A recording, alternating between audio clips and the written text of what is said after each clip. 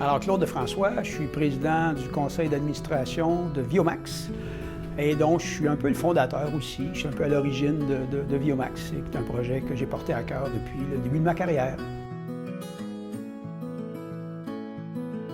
Je suis arrivé au centre de réadaptation Lucie Bruno comme éducateur physique, jeune éducateur physique en 1979, à une époque où encore on pensait que beaucoup de personnes handicapées étaient souvent des personnes avec des limites. C'est souvent ce que la société nous dit. Alors quand je suis arrivé, j'ai rencontré des personnes extraordinaires ici qui ont développé le transport adapté, qui ont développé des logements adaptés. J'ai rencontré les premiers athlètes en fauteuil roulant. J'ai été estomaqué par leur motivation à repousser les limites.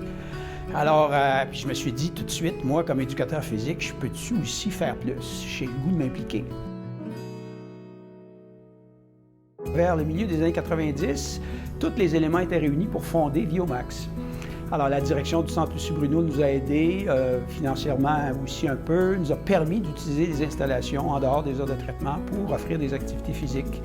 Et là, on a embauché des gens avec l'argent que les gens payaient pour les subventions puis les locations. Bien, on a réussi à se financer puis à fonctionner. Et Viomax a commencé à fonctionner. Puis là, bien, on a eu une expansion assez importante.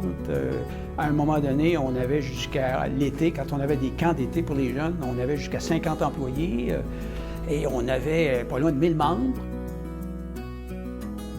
Puis ça permet aux gens qui ont des limitations importantes dans la vie de tous les jours à avoir la plus grande autonomie possible. Et là, on fait de la prévention. On croit qu'on empêche ces gens-là de revenir dans le système de santé, de consommer davantage, d'avoir une meilleure qualité de vie, de créer un réseau social, d'améliorer leurs capacités, de repousser leurs limites. Donc, c'est vraiment ça qui m'emballe.